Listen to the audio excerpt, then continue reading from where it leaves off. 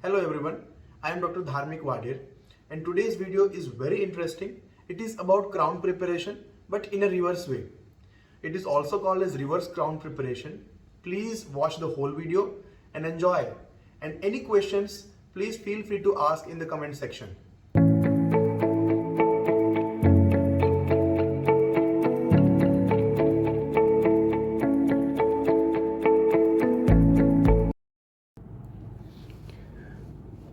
Welcome back everyone. Before starting the video, I would like to explain one thing that we are doing the crown preparation in reverse format. It's a reverse crown preparation, but it's a modified type of crown preparation. We are going to do occlusal reduction first and then we are going to do the reverse crown preparation. There is a difference of burr usage in this particular technique. I'll show it later on. Now let us start with the video. Right now I am reducing the facial height, buccal cuspal height using a straight Fisher burr. It's a coarse burr. You can see it's a black color coded burr. What we are doing over here is, this is the facial aspect and this is the lingual aspect, palatal aspect. Let's say this is buccal and this is palatal aspect. We are reducing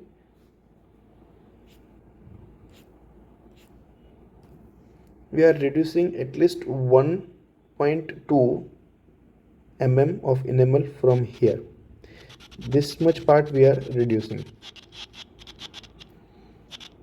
Why 1 mm or 1.2? Because we are going to do a crown prep for zirconium. It is very much necessary to follow the anatomy so that we don't lose any kind of natural tooth structure. The natural anatomy must be preserved during a crown preparation as far as possible.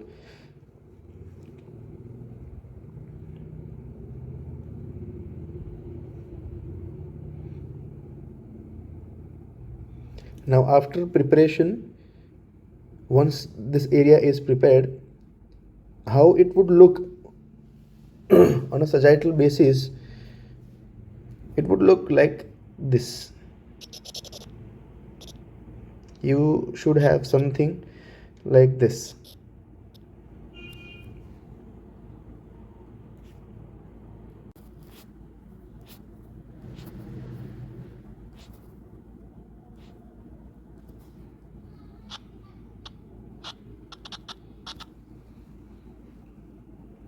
Now we are reducing on the palatal aspect in the same way.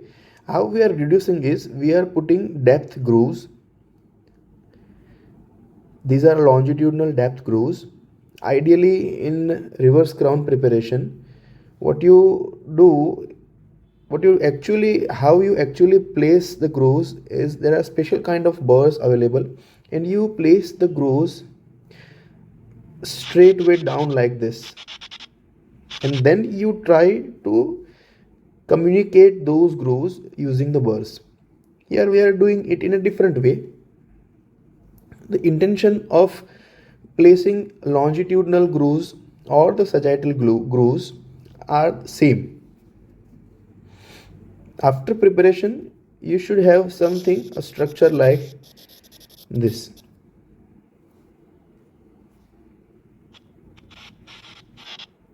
You would have sharp angles over here. This is sharp buccal line angle and this is sharp palatal line angle.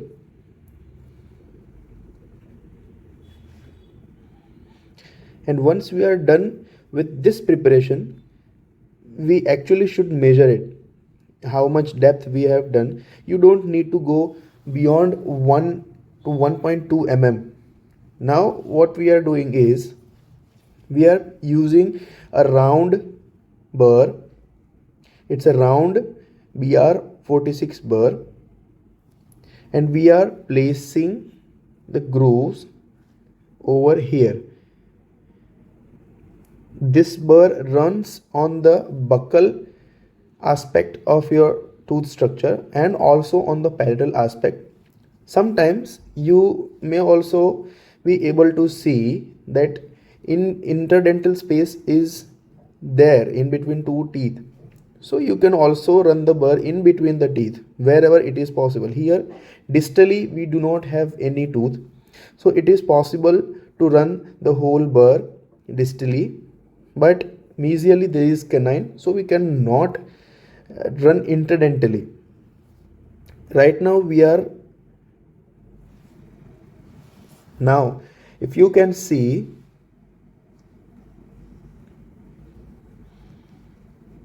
this particular area, you can see the groove that I have made over here is like this, something a structure like this. Now we are having a structure like this. Why is it important? It is very important because once we are placing a structure, a groove like this, we can get something, a groove like this. It is very important to place the margins.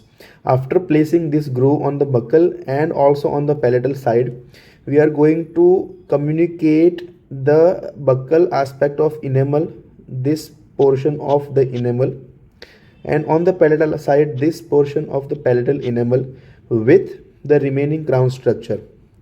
The main advantage of reverse crown preparation is we are preserving as much as tooth structure as possible.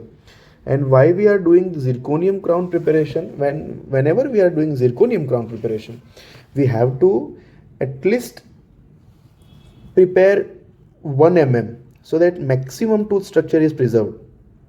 Now we are doing on palatal aspect. We are placing the semicircular groove, I say, on the palatal aspect.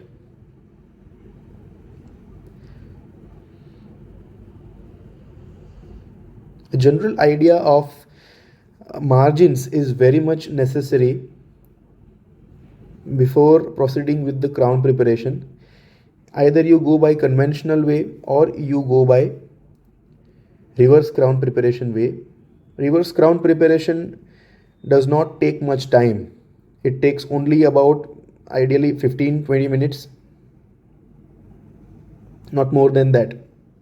And if you are well versed with the technique, you may even complete your, if you are using new burrs well versed with the technique, then you may even complete the whole crown preparation in not more than 7 to 10 minutes. This is the facial sorry, just let's go back.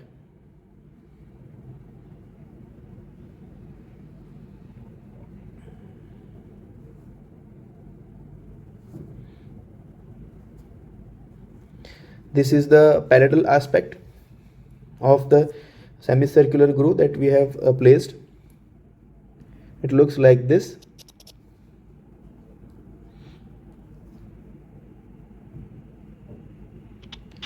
Now after placing the grooves, we are going to merge them. This part of the enamel is going to go away.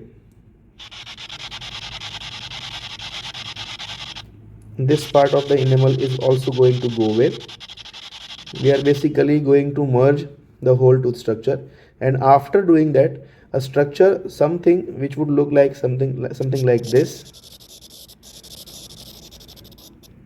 we would be left with a structure that would look something like this, with straight angles, facial angles, and palatal angle, straight line angle. But that at that time we'll be using a different burr. Now we are using a round tapered burr. It's a round and tapered burr. It's a number 12 round and tapered burr. What this burr is doing actually, the burr is shaped like this. It has a tapering line angle. So when the burr is moving on this particular aspect, it is basically creating a tapering of the line angle, and we finally get a structure that is like this. I'm very sorry, I'm very bad with my drawing.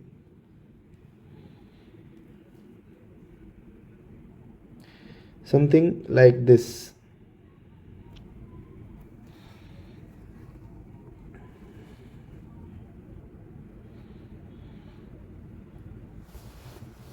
Now this margin over here that we are getting, it's a, you can say it is a modified knife edge margin or a shoulder width bevel.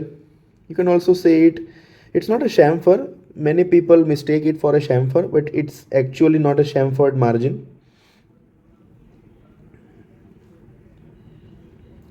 You see, it is very important to hold the burr in the straight line axis. The burr must be held at a straight line axis, otherwise you are going to you are going to lose the tooth structure. The anatomy of the crown is also going to be lost, and it is of no importance afterwards. You are losing much crown structure, and if you have lost much of the crown structure, then even the retention of the crown would be ill.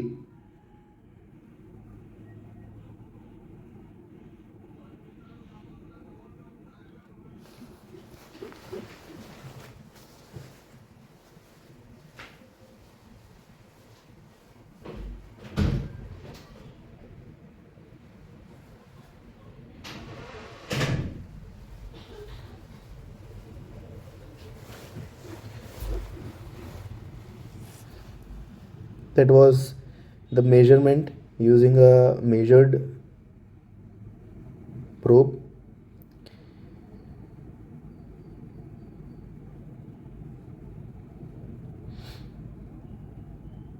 Now this is the parietal aspect of preparation. See, I am doing, for making it easier, I am placing grooves. I'm placing basically grooves, vertical grooves inside the tooth structure, and just merging it.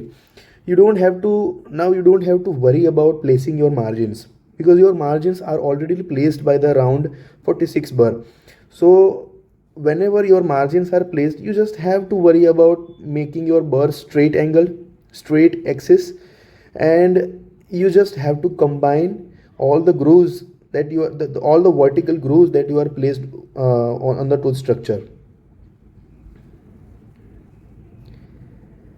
Margins are already there.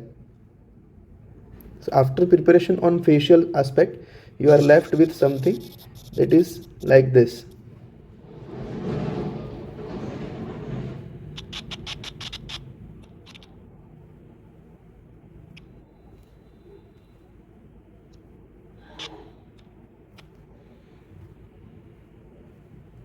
It's very difficult actually to maintain the good drawing.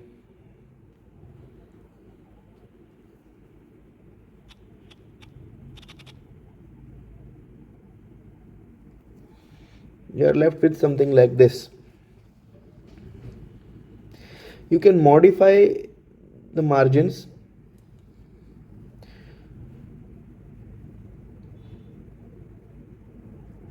You can see I am not at all tampering with any placed margins. I am just merging the tooth structure. I am just merging the grooves that were placed.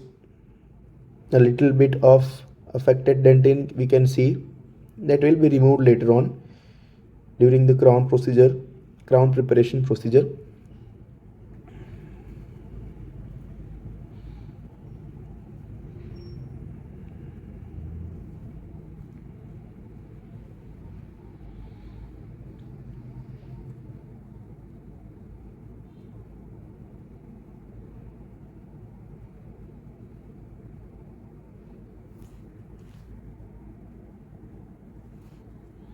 So this is how you actually do a crown preparation in a reverse way. And thank you so much for watching the video. If any questions, please feel free to ask in the comment section.